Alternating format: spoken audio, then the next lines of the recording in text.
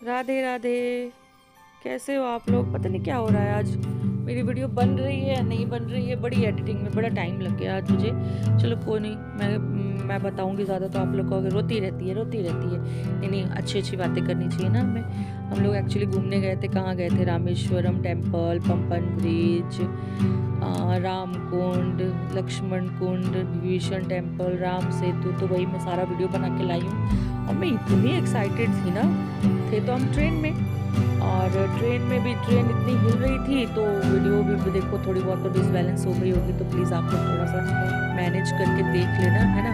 कि पंपन ब्रिज के लिए हम लोग पहले निकले थे मंडपम कैंप से।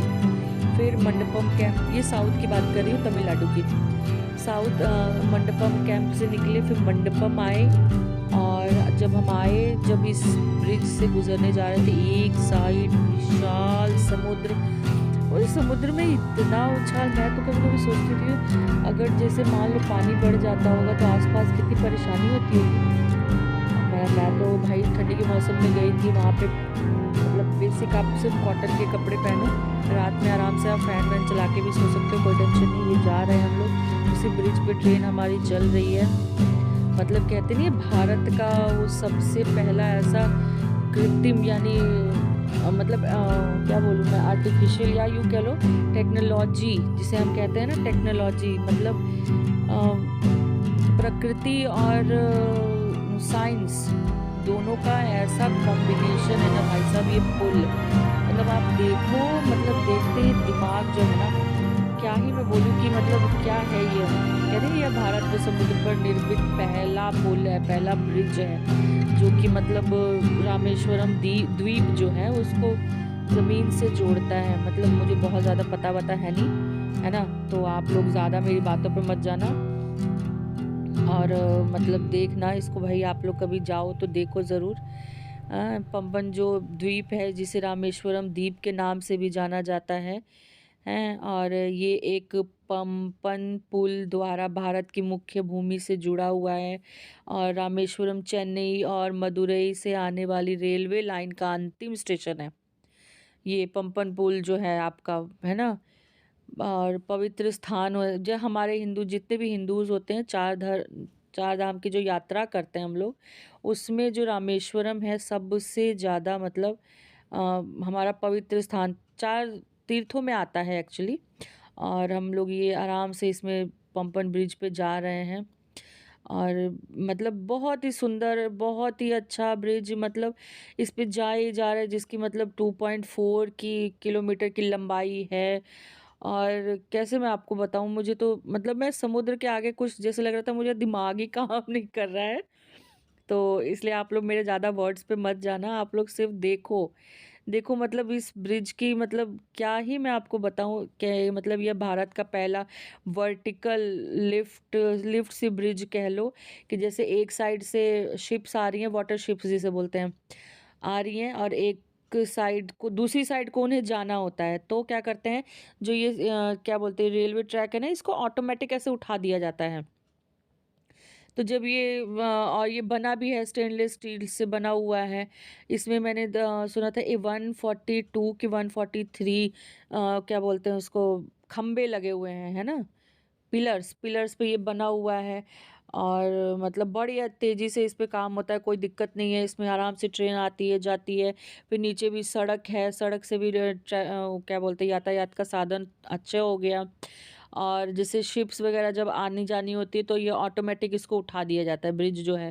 फिर उस टाइम तक मुझे लग रहा है फिर ट्रेनें बंद की जाती होंगी थोड़ी देर के लिए, है ना। आराम से इसको बंद कर दिया, फिर नीचे से शिप्स वगैरह भी आ रही हैं जा रही हैं, अपना काम हो रहा है। मैं तो भाई साहब एक साइड का ही देख के ही पगला गई थी, दूसरे साइड का तो मैं बना ही नहीं पाई, समझ लीजिए।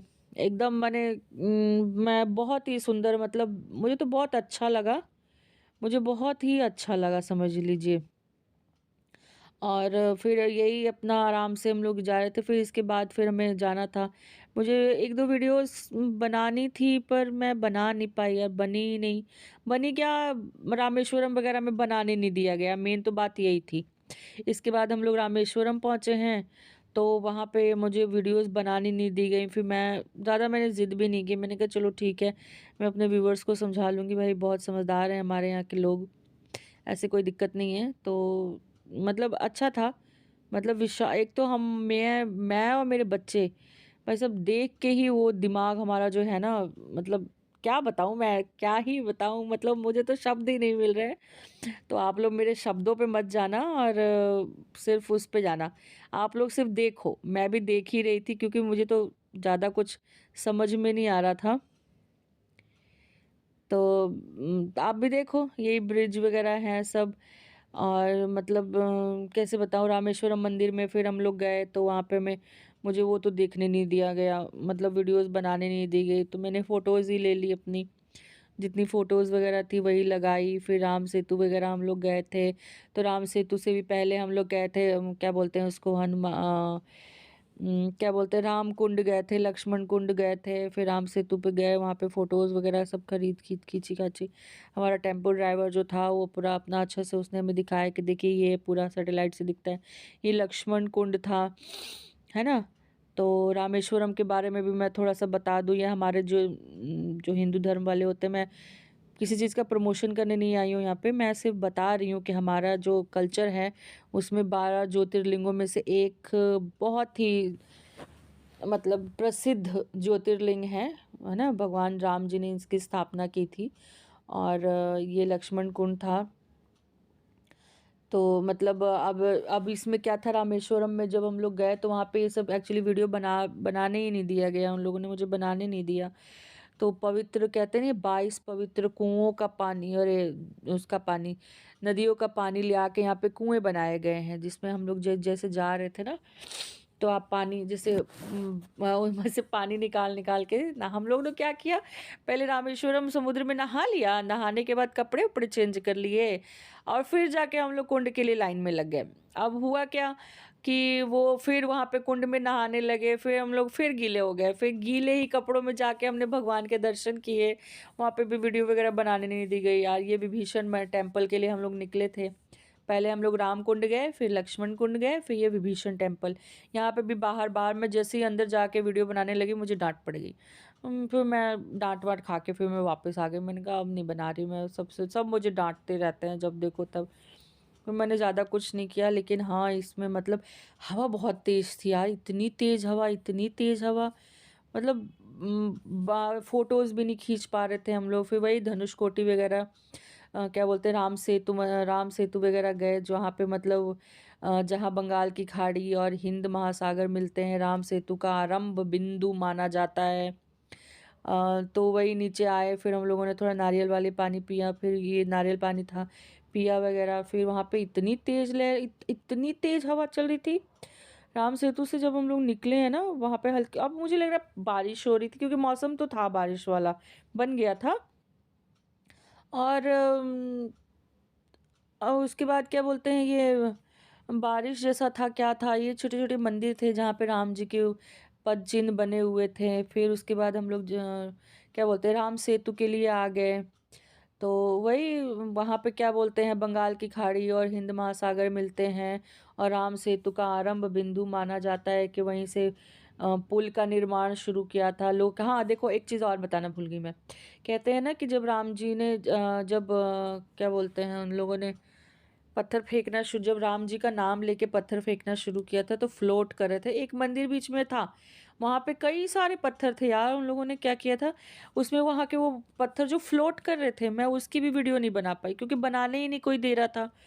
और फिर मैं डर गई, फिर मैंने कहा यार मैं बनाऊंगी डांट खाऊंगी, क्या ही फायदा है, तो छोड़ दिया। अब ये राम सेतु हम लोग आए थे, यहाँ पे किसी ने मुझे कुछ नहीं बोला कि तुम वीडियो बनाओ नहीं बनाओ, कोई दिक्कत नहीं हुई मुझे। तो चारों ओर तो पहले तो हम पानी देख देख के ही पागल हो गए थे भाई, इतना विशाल समुद्र। मेरे बच्चे तो इतना खुश थे, इतना खुश थे कि मैं क्या बताऊं, है ना। कहते नहीं, राम सेतु के अवशेष आज भी समुद्र में दिखाई देते हैं, जिसे भगवान राम ने लंका जाने के लिए बनवाया था। सच में दिखाई देता है यार। ये सब लोग कहते हैं नहीं ऐसा नहीं होता है, वैसा नहीं है, देखिए अपने धर्म को सब कोई मानता है, मैं भी मानती हूँ, मैं भी मानती हूँ, इसीलिए मैं अपने तीर्थों पे जाती हूँ। और कहते नहीं, अपने परिवार से, अपने पेरेंट्स से प्यार करना चाहिए, सही बात है। मैं यही जानती हूँ कि धरती पे अगर आपका सबसे कोई बड़ा हितैषी है तो वो आपके पेरेंट्स हैं। ये बात मुझे वीडियो की शुरुआत में ही कहनी चाहिए थी। तो आपका सबसे भला कोई समझ सकता है तो वो सिर्फ आपके पेरेंट्स हैं। अपने पेरेंट्स का ध्यान रखिए। और अगर मेरी बात आप लोगों को ये सच में सही रैंडमली निकल गई ये बात आप लोगों के सामने मेरी, कि मतलब अपने परिवार का ध्यान रखें, अपने माँ बाप को खोने मत दीजिए। मेन तो यही है, यही बोलूँगी। जब तक वो ज़िंदा हैं उनका उनके मन की होने दो यार, कोई दिक्कत नहीं, उनके मन की हो जाने दो। बाकी तो फिर हमने अकेले रहना ही है।